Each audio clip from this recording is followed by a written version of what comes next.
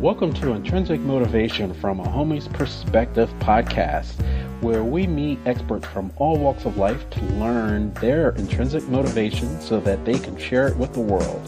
What do we have in store today? Stay tuned to find out more.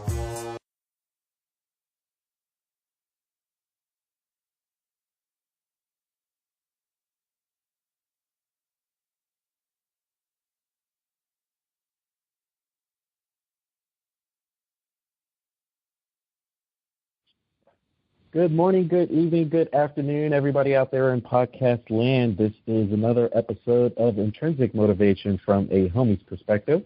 This is Hamza. And I am David. And we are really excited today. We have someone on the other side of the world. We have the Reverend Stephanie Clarke, and she is in South Africa. And she is the founder of Soul Home. It is the first New Thought multiracial ministry in South Africa post-apartheid. And we're going to talk about everything under the sun with her. She is a religious expert, a spiritual expert, and she has a different take on traditional religious thought. So without further ado, I would like to welcome Dr. Reverend Stephanie Clarke to the podcast. Welcome, Stephanie. Thank you so much, Hamza. I would love to accept the doctor, but I'm not a doctor yet. But I am Reverend Steph. Okay. Well, maybe I'm speaking in future talk in another timeline where you are a doctor. Yeah, absolutely. No, you're ahead of your time. I appreciate that. But you knew that already, right? Yeah, absolutely. This is going to be a lot of fun because you are a taboo buster, and you go through and challenge what traditional religions, traditional spirituality, and so on and so forth. But before we get started, I do have to ask that as the founder of Soul Home, I'd love for you to talk about that multiracial ministry in South Africa, how it came about. Oh, I'd love to. Thank you for asking. So I was born in Britain, and I didn't have any kind of religious upbringing, which I'm very grateful for, because I see that people who have a very traditional religious upbringing have sometimes a lot of baggage to get rid of when they start to wake up and start to see the world, through different eyes. Anyway, my mother emigrated to South Africa when I was about 27, and I was on a spiritual path. I was definitely seeking. I was more seeking through the realm of sex and drugs and rock and roll than any kind of religious seeking, but definitely spiritually seeking. And I went to South Africa, and I found there the first church of religious science. And when I went to South Africa, it was 1985, and so apartheid was still the ruling regime, and apartheid only really ended in 1994 when we had our first democratic constitution here under the leadership of Nelson Mandela. So we were still 9 years away from democracy, and in 1985 it wasn't really visible that we would eventually have democracy in South Africa. It was impossible to even envisage at that point having a black president. That was just not on the cards at all. So I started going to the Church of Religious Science in South Africa, and even though I only had a 2-month holiday booked in South Africa, when I found this church, I thought, this is it. I knew that this teaching was going to be the healing path that I needed to follow for myself. So I ripped up my ticket, and I thought, I have to find a way to stay in South Africa. And on the first night of my class, I met a woman who gave me a job, so I was able to get a work permit in South Africa, and then I got engaged, and so it worked. The universe conspired to help me, for sure. But what was not only interesting to me, but also shocking to me, was that our teaching was about oneness. We believe in one mind, one power, one life, and that everybody is equal. Everybody on the earth is an emanation of the divine power. We're all created equal in the mind of the divine. So how come I'm sitting in this church that's preaching oneness, and yet all the people are white? It didn't make sense to me.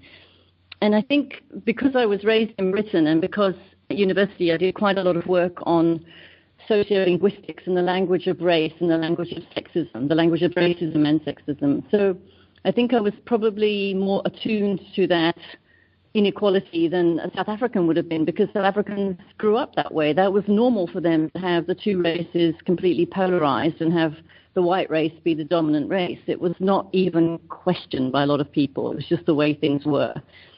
So I could understand that the white people in that church community really didn't have any desire to experience oneness with black South Africans. That wasn't anything that they were interested in. They were more interested in their own spiritual growth. And one of the attractive features of Science of Mind or religious science churches is that we preach,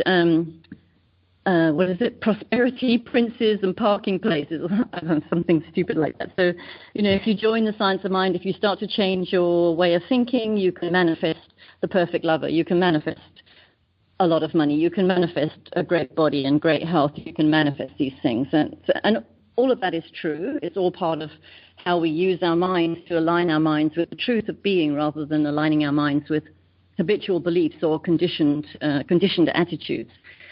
So I'm going off the point a little bit, sorry. So the oneness and the spiritual teaching for the people in the church at that time, it was more about improving their own human condition, as opposed to a more global vision of uniting the races in South Africa. So I had a vision of a multiracial ministry where blacks and whites would be worshiping together under the same roof and sharing the same spiritual teaching. And I saw myself as a minister leading that spiritual community. There was no way that I could have led it without being a minister. I couldn't have just started up a multiracial community at the time. And plus, it was illegal for black people and white people to even meet up together socially or as friends or with a business meeting or anything like that. It was illegal. So I had to be very careful. If I met with my black friends, I had to do it secretly or pray that I wasn't caught, because it would have been jail for me. That was the fate of white people that got involved in the black struggle at the time. So when I had the vision for a multiracial ministry, really it was at that point not even going to be legally possible to have a multiracial ministry. But I did go to America, and I studied at Agape with Reverend Michael Beckwith, who some of your listeners may know from The Secret. He was in The Secret movie, which became very popular in 2006 because he was interviewed on Oprah, and basically all the people who were in The Secret became household names in the metaphysical movement after that time. So Reverend Michael was my teacher. He's an African American. Most of the people in the church were African American as well, and there was I didn't discern anyway any racial problems or discrimination at all. And I thought, wow, this is happening in America, so it must be possible for South Africa. So I was still in America doing my ministerial training when Nelson Mandela came to power, and when the whole social structure in South Africa changed completely. And when I came back in 2000, even though my vision for a multiracial ministry, at the time I had the vision, I think it was 1987, it was impossible in 1987.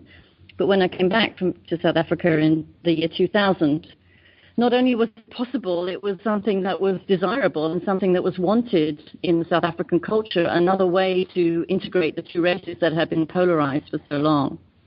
Anyway, that's the long answer to your question. I don't know if you wanted a short answer or a long answer, but you got the long one. Yes, and I do know who Michael Beckwith is. He's like one of my favorite people. So. Lovely. Yeah. Have you been to LA? Have you been to Agape in his church? I have it, and it's on my to-do list along with my mother. The next time we're out there, we plan on going to his church. So, yeah. Oh, you'll never forget it. It's a wonderful thing, and he does live stream as well, so you can catch it on the live stream too if you're interested. Mm-hmm. Oh, great. Mm. Yeah, it was great just getting, and I thank you for the long story. We actually like the long story because of that web, you weave such a web and such a story that it gives us the context. And in 2018, it's really hard to imagine, for us older folks, we can imagine somewhat, but for younger folks, they can't imagine what it was like in 1987 here in the States versus South Africa. So I definitely appreciate that. And I noticed that even on your site that you are part of it. In your conferences, you still speak with Dr. Michael Beckwith and Lisa Nichols. How was that conference? I'm looking at the Divine Feminine conference. Oh, it was amazing. It was amazing. Just such a lovely culmination for me because I left Agape, I left America in 1999, came back to South Africa at the end of that year.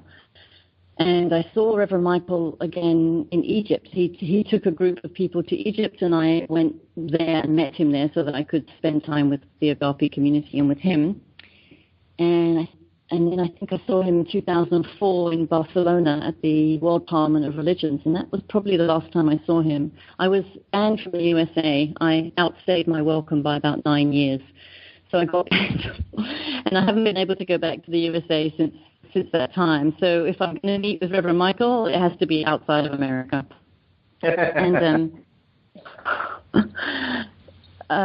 so then what happened? Oh yeah, last year, February, it was February the 14th, that's right, it was Valentine's Day, and I decided to take the lead and do a talk in my church on God and sex.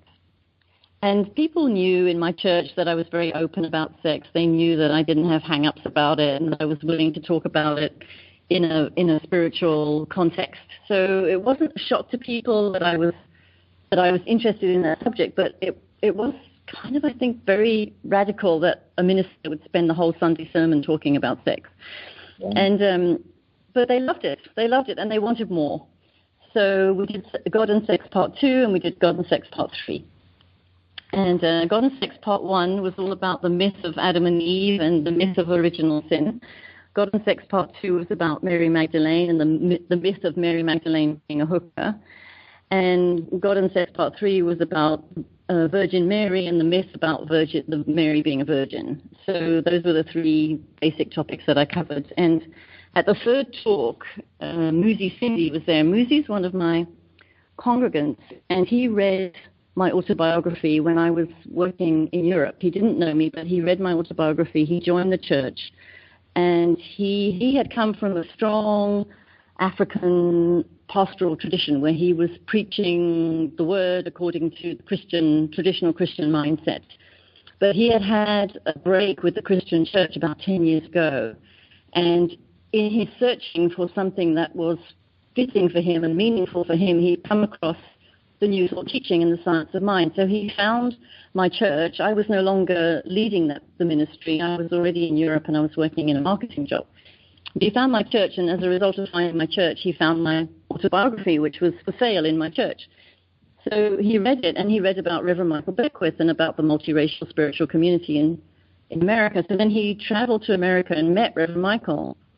And what was lovely was I came back to South Africa, and I think it was 2015, and it was the day before Muzi was about to fly to South Africa to meet Reverend Michael. So we were able to have our picture taken together. He went to America, he met Reverend Michael, and he asked Reverend Michael to come to South Africa and preach and speak at a conference. So fast forward a few months to February 2017, or March 2017, and here I am speaking about God and sex.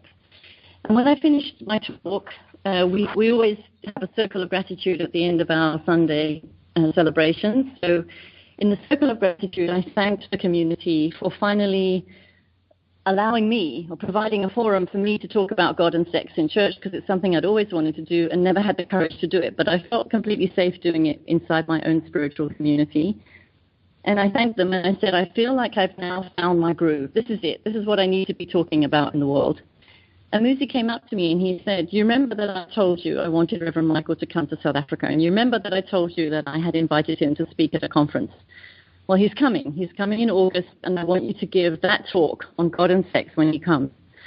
He said, I'm having about 4 or 5 speakers, and Reverend Michael will be here. You'll be one of the speakers, and there's some other people that I want to invite as well. So that's how it all evolved. It's that I found my groove, and then suddenly here I am speaking on the same stage as Reverend Michael and Lisa Nichols in front of 4,000 people. It was amazing not amazing, but amazing. You know, like we should never take miracles for granted. We should always be in awe. and I was really in awe. And at the same time, I know when a person like I had experienced that, I found my groove. So then the universe says yes, and wonderful confirmation shows up as a result of finding that thing that I'm meant to be doing on the planet. Another long answer. Thanks for listening.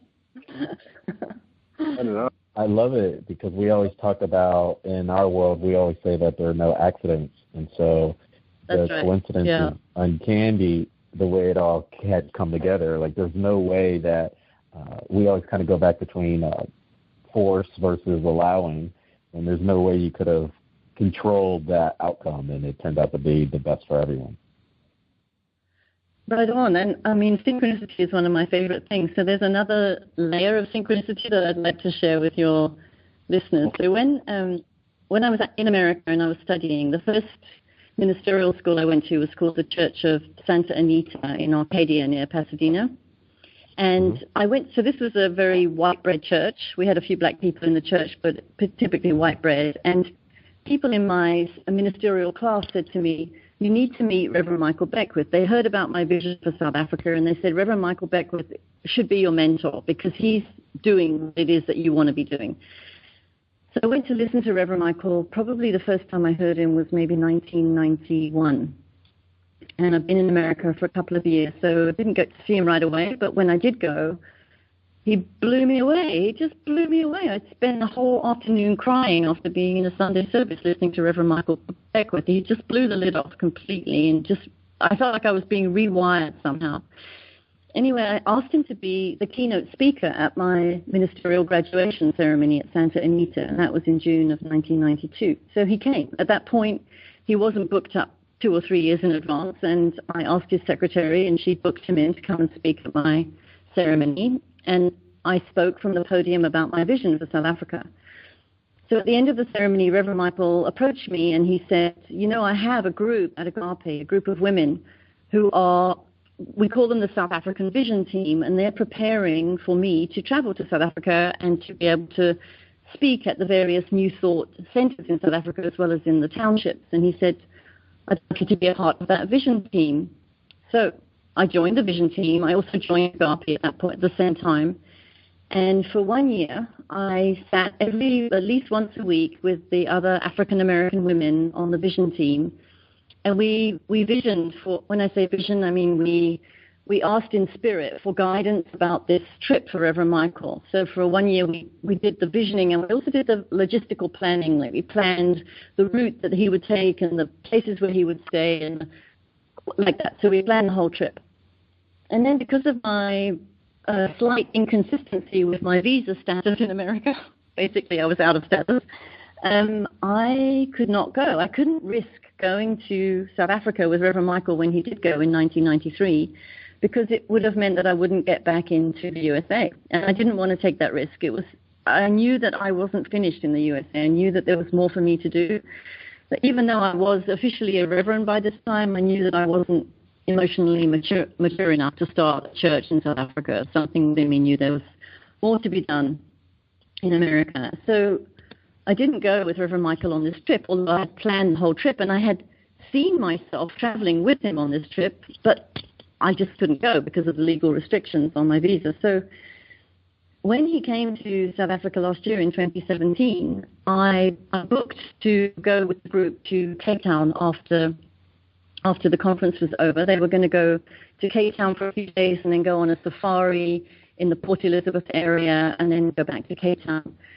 So I could afford to fly to Cape Town and be with the group for a couple of days there. And Muzi, the man who hosted the whole conference, he kindly got me tickets to go to Port Elizabeth and go on safari with the group and then go back to Cape Town. So I got to spend the whole week with the Agape group and Reverend Michael.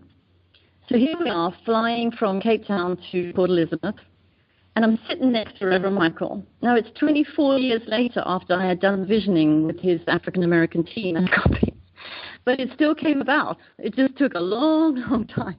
It took 25 years to come about, but I'm sitting on the plane with him, traveling to Port Elizabeth, about to go and be a part of his work in that part of South Africa. So beautiful how things do come around. It's just maybe not in the timing that you and I would often like. There's often what seems to be a delay in the spirit, but actually everything is working itself out in perfect timing. That's what I understand. Yeah. Wow. Can you talk about your experiences when you came to the States with Doug and Diana Kruschke? Is that how you pronounce her name?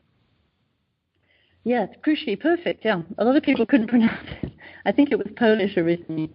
So when I first got to the US, I worked for Marilyn Ferguson. She wrote The Aquarian Conspiracy, and I was her office manager for a year.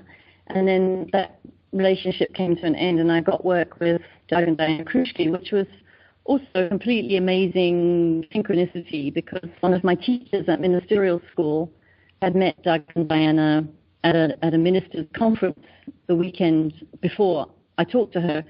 I went up to her and I said, I need work. Do you know anybody who needs an admin assistant or a Girl Friday? And she said, well, funny you should say that, because I just spoke to the leader of a religious science retreat, and he asked me the same thing. Do you know anybody who needs a job as an assistant, because my assistant is about to leave?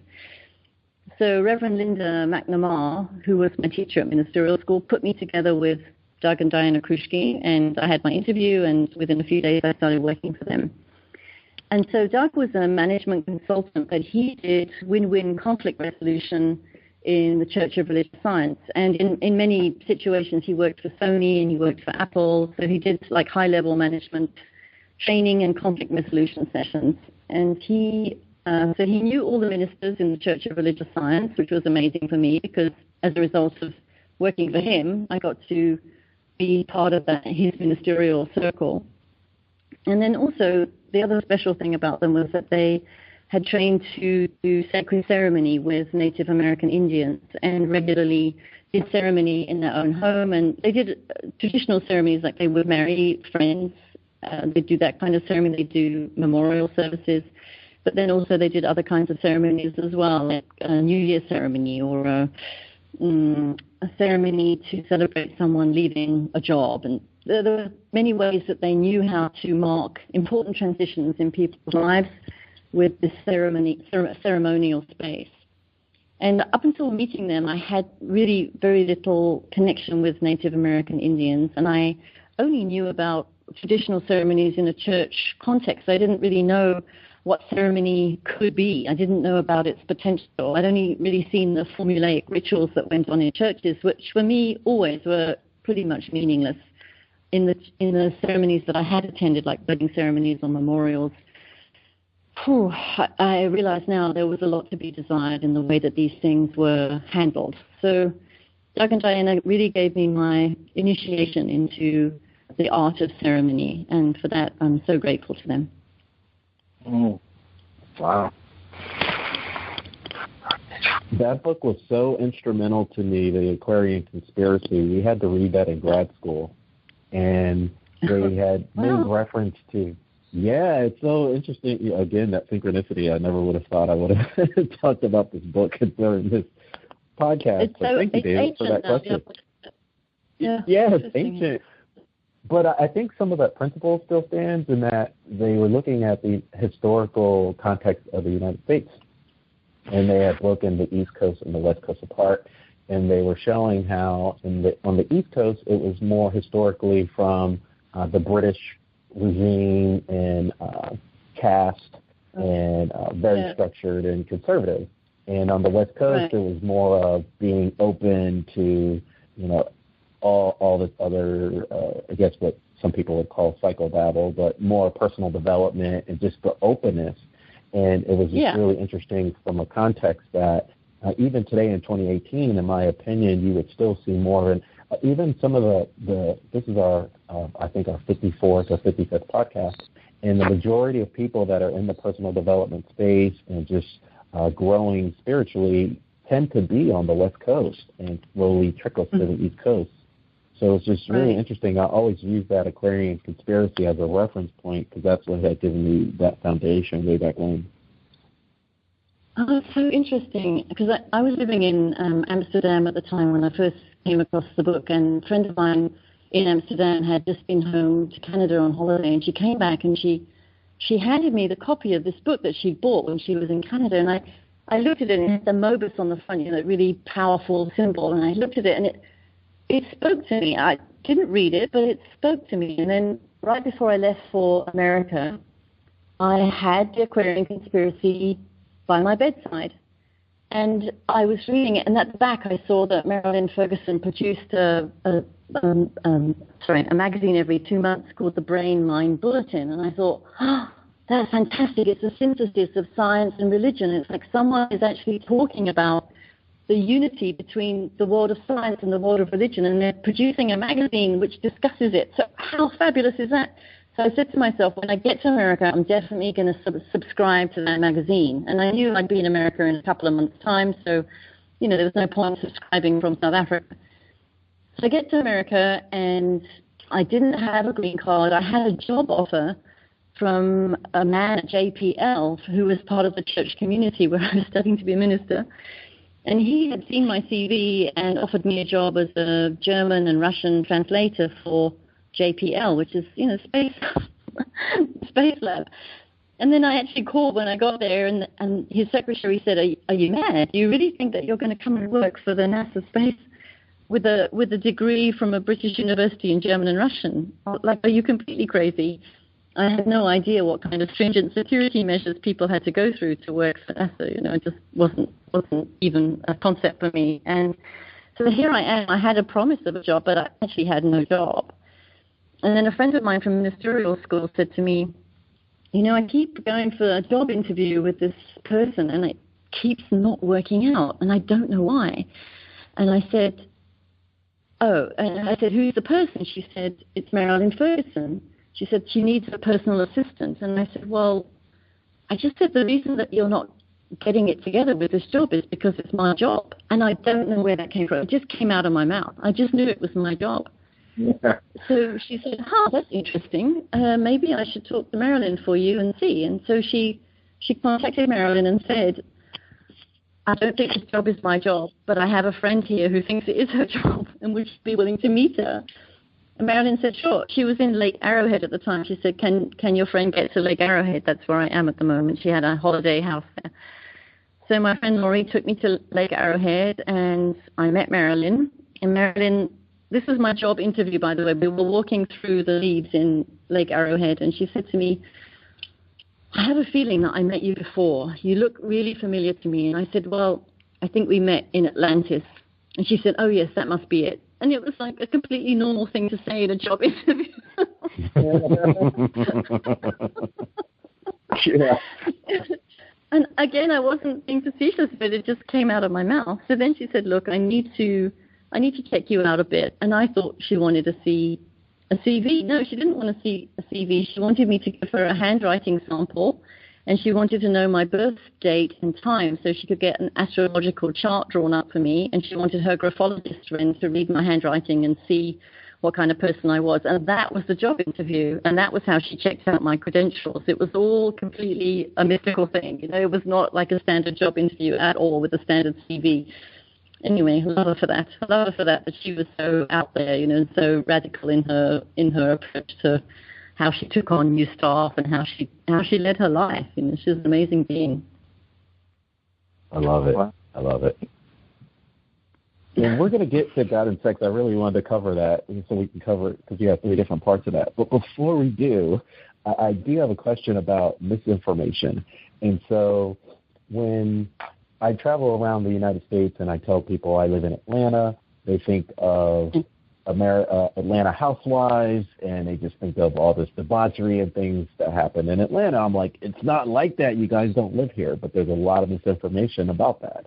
And by that same token, on the web and in a lot of pockets in the United States, there's this huge conversation about the Mandela effect. And are you familiar with the Mandela effect? Honestly, I'm not. I'm sorry. I think I'm going to not be able to answer your question. But anyway, please go ahead and let me see if I can answer it. Sure. So there's two different schools of thought. There's a school of thought where Nelson Mandela had actually died in jail, and some people have said they remembered that historically. And then there's another side where people are like, no, he lived and became the president of South Africa and all this other stuff. There's like two different worlds of a divergence happening. And since you're in South Africa, I wanted to know if you guys are even hearing any of type of information, or is that something of a bubble on the internet and in the United States? I think it's only USA. I mean, honestly, I do my best to keep my mind focused on the subjects of my choice. So I honestly don't delve hugely into world news or a lot of the stuff that comes through on the internet, especially stuff that's really negative. Not that I don't want to be informed, but I just don't want to spend mental attention on things that will not be useful or helpful to me into the world as I see it. I'm very much a follower of Abraham Hicks teachings, which says, put your attention where you want your attention to be. So that being said, I don't know if that's happening in South Africa, but I met Nelson Mandela when was it 1999? I spoke at the Parliament of World Religions, and he was one of the guest speakers. And yeah, there he was on the stage in 1999. He definitely did not die in jail. I've seen him in flesh. It may be that he was dead for quite a while before his death was announced. That's a possibility. It may be that his death was covered up so that preparations could go into place for a massive international memorial service. Yeah, that's possible, but he definitely did not die in jail, as far as I know. Yeah, I mean, I've seen him with my own eyes, so I doubt that he did die in jail. Love it. We don't speak to people from South Africa daily, so I just didn't want to spend too much time on it. So thank you for that. Okay. And we're big fans of Abraham as well, so that's a whole other conversation. Okay. We could go a lot of different ways, I guess, with this. Well, let's bust through some taboos now. We're talking about God and sex. And what is the meaning of the original sin, in your opinion? So in the Bible, in Genesis, it seems that that Eve is responsible for sin, and sin being sexuality. That she took the apple. She was told not to. The snake tempted her. She took the apple. Then she tempted Adam into sin. And Adam, of course, had no control over his genitals, so Eve was definitely at fault for that. And so then it was a very little-known myth at the time when Augustine was around. So Augustine was born in the 5th century in North Africa. And his mum was a very strong Catholic. His dad didn't really have a religion. This was when the Roman Empire was still in place. And Augustine was a theologian. He was a horny guy. He had a mistress, and he had a child by this mistress, and I think he was with her for 14 years in total. And he was so disappointed that he could not control his erection. He figured, when I want to have an erection, I can't have one. And when I don't want to have an erection, I do have one. So he figured, I can control my arm, and I can tell my arm to go down, I can tell my arm to come up, but I can't control my penis. So my penis must be of the devil. That was his logical conclusion about his penis, because he couldn't control it. And he figured that anything to do with the devil must be sinful, and so his penis must be sinful. And he thought that the best way to overcome this sinful part of his body and sinful sexuality was to be completely celibate. And he figured, okay, look, he understood that the race needed to be procreated. So he said people had to be married, but once they'd procreated, better for them to be celibate. And he wanted to be celibate because he wanted to focus his attention on God. He wanted to be able to meditate without having lustful thoughts. He thought celibacy was the way out of lustful thinking. I don't agree with that at all, but that was how he thought of things. And he said that if we're actually children are born of this sinful sexual interaction between a male and a female, then then children are born in sin. It's like they're born of sex, so they're born of a sinful condition. And this is a massive, brilliant setup from the church. But if you're born in sin, how are you going to get out of sin? Because sin, if you're born in sin and you are a sinful person, then when you die, where are you going to go? You're going to go to hell. So, gosh, what can we do to avoid going to hell? Okay, so Jesus was perfect. He wasn't born in sin. Mary was a virgin. She never had sex. Therefore, Jesus was pure. We have to be like Jesus. We have to pray to Jesus for redemption, and then we can avoid going to hell. Okay, so we better baptize the little babies when they're born right away, because if they're not baptized and then they die, then automatically they go to hell. We want to avoid that. And then, oh dear, when a person reaches 13 or 14, they're going to have hormonal changes, they're going to have thoughts about sex, they're going to be sexually active. How do we get around that? We have to pray to God for redemption, and we have to insist that people remain virgins until they get married. Because once they're married, then, okay, it's not a sin anymore because it's about procreation. And that's what original sin is all about. It's all about control. Control. It's all about control. Yeah. Because if you can control a person's sexuality, which is, part of our being, of being alive in the human realm, sexual beings. So if you can control that very essential part of our functioning as human beings, wow, what can you not control? If you can control that, you can control everything, because it's a very natural desire. And if you can somehow block it or stop it, yeah, you've got total power. Brilliant. Yeah. Brilliant, but at the same time, insane. Yep, so that's the whole Christian mythology that I'm very keen to debunk in my lifetime, because I see how sick people are. You can see in the Catholic Church, particularly, how the priests are being accused of incest and abuse, molestation, how there's a strong gay priesthood, which I'm fine with that. I'm fine with it. I think it's fine to be gay or bisexual, whatever is right for you, do it. But there's a lot of disagreement about that in the church. So that's one of the reasons I love my own teaching religious science. A lot of the ministers are either female, which is lovely, or gay, which is that's also lovely. It's very different from the traditional Christian setup where most of the ministers are men. And in the Catholic Church, they have to be celibate because, God forbid that they would be tainted by the sin of sex and still think that they could be spiritual leaders for their community. I don't know how they advise married couples when married couples have sexual difficulties. That seems to be a big stumbling block for me.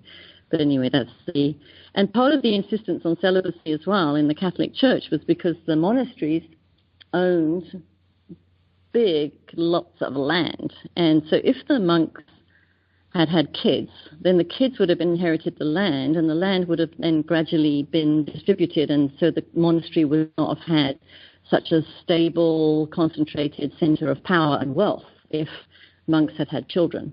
So that's another good reason to keep monks celibate. Or if they are going to have sex, at least the kids are legitimate and they don't have any right to inherit any of their dad's land.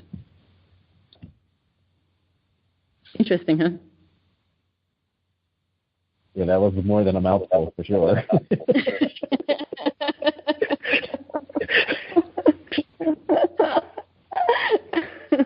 I want to get your opinion on this too, because you're talking about control, right? And so if you're controlling or oppressing an emotion, we're seeing that a lot here in the States, where there's a lot of control over emotions. So there's a lot of political correctness, and we're seeing a lot of violence in schools and such, where kids don't know how to.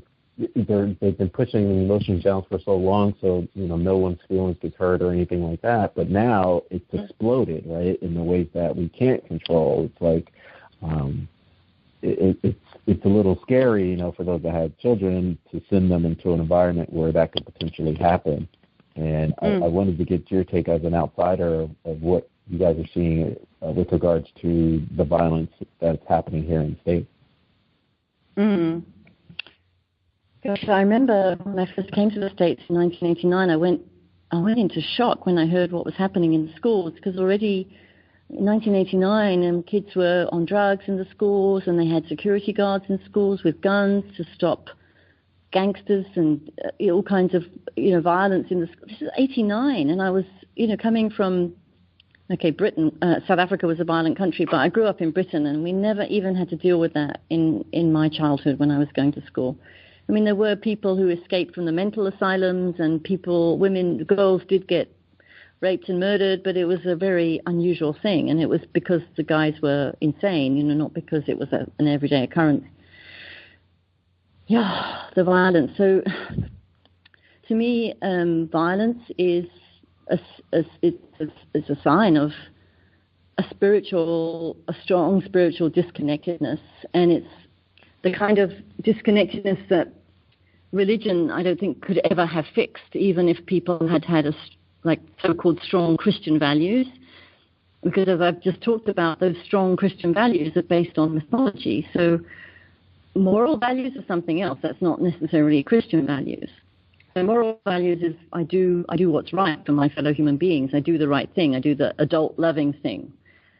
Christian values, you could see that Christians stood by when the Holocaust was happening, and the Christian right to me in America, looks like the Trump supporters. It doesn't look anything like what I would understand to be pure Christian values. It looks to me more about, let's stay on the side of might and right, rather than let's love our enemies, let's do good for people who are poor, and let's help people who are disadvantaged or marginalized. It's not about that. So the violence is it's a massive cry for help, and a massive indication of the emptiness and the void and the fear and the pain that is so present in, I don't want to say just American culture. I think it's something that's going on around the world, and specifically in the West. And I think America's a leader. America's a leader in the world, and so Americans, it seems that things seem to erupt in America first, and then it ripples around the rest of the world. But so America is a leader, and it's really clear that the culture that is America is no longer spiritually based as it once was with the founding fathers. And it's really gone a long way from that initial visionary idea of a just and free society. So that's the best I can offer you. It's a sad thing that it's happening, and it's happening quickly, and it's happening in like all over the place. It seems like an epidemic, almost an outbreak of violence at the moment. So yeah, and what's the solution? There's always a spiritual solution for human problems. But this is a big one, and certainly giving teachers guns is, to me, just magnifying the problem. It's not solving it at all. Yeah, I agree. So what would help? Something like, I don't know, you've probably heard of tapping, EFT, and some kids go to schools where they meditate, where they, instead of having detention at the end of the day, they're taught to meditate in their period after school, where they've, if they've been naughty in the classroom. So introducing those spiritual techniques and spiritual ways of aligning inside the classroom is, to me, the fastest and most effective way to heal the situation. Now, whether that's adopted on a widespread basis, it doesn't look very likely at the moment, but to me that would be the solution. Mm-hmm.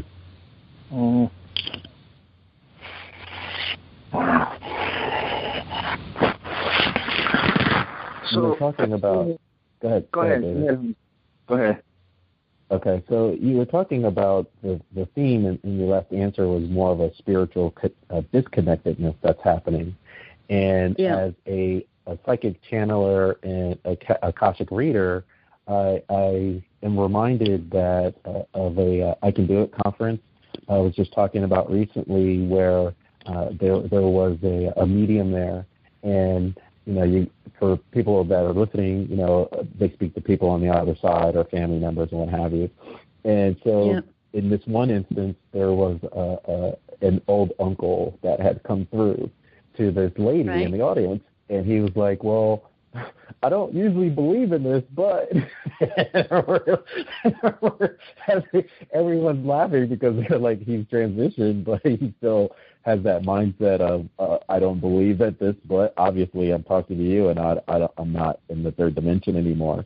And I wanted to get your take on, since you are an Akashic reader, of people making amends, and it's my understanding that people let go when they transition. So someone that may be spiritually disconnected when they were living and breathing in the third dimension, what's been your take in outreach or communication with folks on the other side that may have had a different opinion while they were living? So I think I understood that if they had been someone who committed violent acts on this side of the veil, is there hope or possibility for getting free when they move over to the other side? Is that right? Yeah. Yeah. Okay. No. So, this is a very interesting topic, isn't it? I think my best answer comes from a book that I read called The Testimony of Light by Helen Greaves. And this was a book channeled by, I think, a British woman who came to South Africa and worked as a nun. And she was very awake in her spiritual views. And she went around South Africa lecturing, and then she died. And after she died, her best friend, who was also a nun, was able to make contact with her. And so was able to hear messages from her friend's journey on the other side. And one of the issues was about a Nazi war criminal who had gone over to the other side and was in a kind of a hospital when he first went over. And people on the other side came to him to give him help and to give him healing and to help him move on. And he couldn't feel or couldn't discern that he was being given help. And even if he could have discerned it, he wasn't available for it. It seems like when a person gets to the other side, that they're given all the help they could ever need in order to move forward, move on, be able to see what they had done and be able to just take responsibility for it and move on and be able to then give back by helping others. So that, to me, is the ultimate healing, that I've done something that's been damaging to someone else, but that I then take responsibility for it and find a way to give back so that my transgression or the pain that I cause can be put right, it can be balanced, I can make amends, and I can help other people based on that experience that I had to have in order to be able to help other people going forward. So ultimately, nothing is bad, nothing is wrong, everything is all part of a massive learning curve. And I do believe that on the other side there is a way to become free of things that we had done in the human condition that were in some way painful or producing harm for others.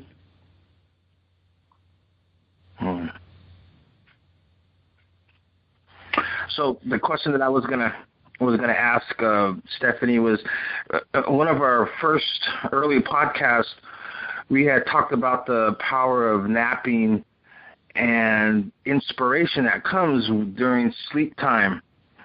And so that sounds like, just from what I'm reading, that's kind of what happened with when you how Sacred Ceremonies was birthed. Was it something like a similar experience? Yeah, it was a lovely experience. So I had joined a group coaching seminar. I think it was 6 months of coaching on how to run a business on the road. And the leader of the seminar, just said I just needed to have an idea for a business and then it would be fine to join the group. And I didn't really have an idea, except I wanted to do something spiritual online where I could reach a lot of people and help them with whatever, just my own particular way of understanding how spirituality works. And I just wasn't getting a business idea at all. It wasn't happening. And I was so frustrated because all the other people in the group coaching format, they were all doing really well. They were asking questions. They were making progress in their business. And I'm still sitting there stuck. Anyway, I went to bed one night and I just said, okay, if I had to meditate for however long until I get this idea, then that's what I'm going to do. I had just gotten to the end of my human resources with trying to think of this business that I was going to run. So I went to bed surrendered, actually. I went to bed surrendered, and I think that was the reason why I got woken in the morning at about 4 o'clock with the whole download for this sacred ceremonies business, how I could help people to create their own sacred ceremonies without them having to go to a church where maybe like they wanted to do a memorial service, but the person who died wasn't religious, they're not religious. Like, what do you do in that situation? How do you set up a memorial service where you're not in any way dependent upon a religious institution? How do you do that independently? And does it still count? Is it still a valid service if you don't have a traditional minister or a priest guiding the whole process for you? So this is one of the things that I would like to be able to do, or that I do. But the idea came just as a result of me completely giving up on my human state and being willing then to hand it over and say, okay, I surrender. If I have to meditate to get this idea, then I'm going to meditate until I get the idea. Sometimes I'm very blocked, and so it takes a while. I have to get really frustrated before I surrender and start to be willing to meditate on an idea. Usually I want to figure it out with my mind. I'm a Gemini, so I don't know if you picked that up by chance. I talk fast and I think fast, and I sometimes, I just need to get still, and then the ideas come, but I resist that for a long time. And then eventually when I do it, the ideas come, and like, why didn't I think of this before? Why didn't I do this before? Because I was too resistant. Anyway, it's just part of learning on the earth, isn't it? Yeah. No, we love it. We love it because it makes you human, right? And as a law of attraction coach, people want to work with someone that they feel comfortable with, that they were in their same shoes at one time. You're not on this cloud trying, you're a real live, breathing, living human being that they can associate with. So that art of allowing and surrendering, I think on some level we all go through it. I'm a Cancer, so I'm totally just like you, trying to control it. And when I actually let go, I always get pleasantly surprised as to things I never would have come across if it were left up to my own devices. I actually had to let go and allow my team to kind of come in. So it definitely resonates as you share your story about that.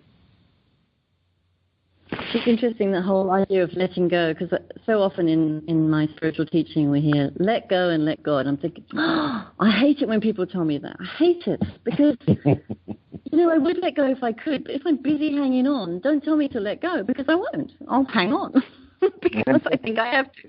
Yeah.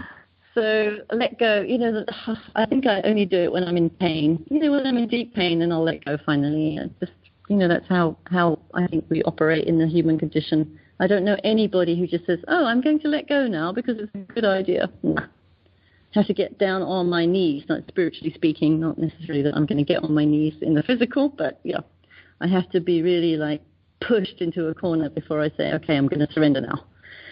I can't do this anymore. And then the short version of the prayer, which is, F it. I don't say the word on radio. It's like, that means I'm giving it up now, finally. God, over to you. Then that's when I get the answer.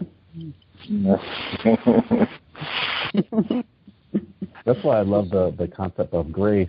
And I also, when they talk in the Bible about Jesus turning the water to wine, just made me a believer that they do shots on the other side. Like, watch this person now. Let's see what they're trying to conjure up before they actually let go.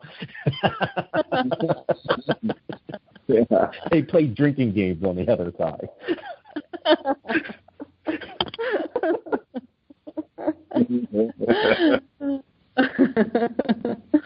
Oh, that's funny. So we like that you can laugh and there's levity, because there's a lot of spiritual stuff that kind of went beyond or busting through a lot of taboos of traditional religion in this conversation. And it was a definite pleasure just covering. There's such a wealth of information of experience that you have that obviously we couldn't, even though we tried, to cover in 1 hour. We'd love to have you back, but before that happens, I'd love for you to give out your website and social media and contacts so people can get in touch with you to learn more about your books, your services, and everything you have to offer.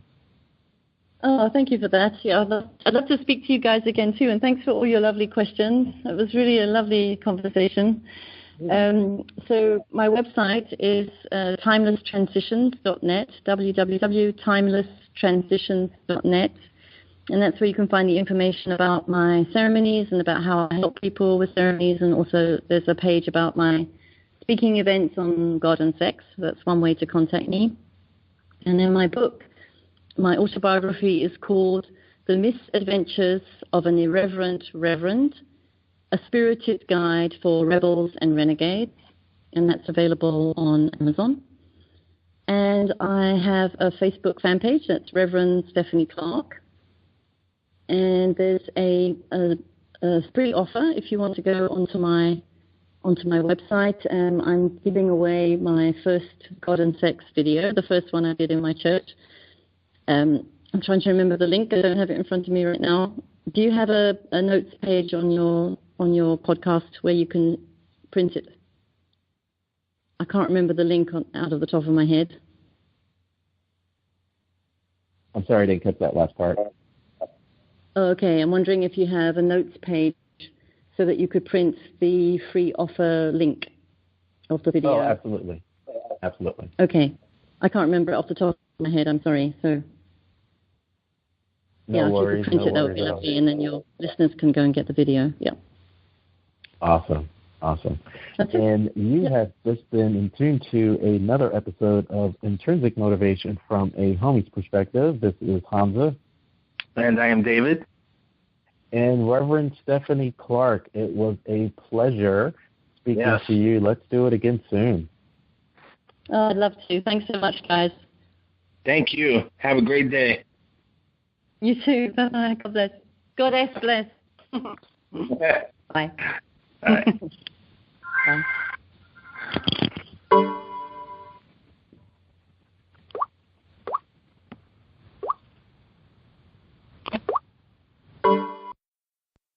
Listen to Intrinsic Motivation from a homie's perspective on RadioPublic. It's a free, easy-to-use app that helps listeners like you find and support shows like ours. When you listen to our show on RadioPublic, we receive direct financial support every time you hear an episode. Experience our show in RadioPublic today by listening to the show link in our episode notes, and thank you for listening. Thanks again for checking out another episode of Intrinsic Motivation from a Homie's Perspective podcast. Please check us out on our website at intrinsicmotivation.life, where you can click on the Speak Pipe button and leave any suggestions for future podcasts that you'd like us to cover. Also, check us out on our social media sites. We have a YouTube channel, Facebook page, iTunes podcast, in addition to Stitcher and Google Play, all under Intrinsic Motivation from a Homie's Perspective. Check you out next time. Have a great day.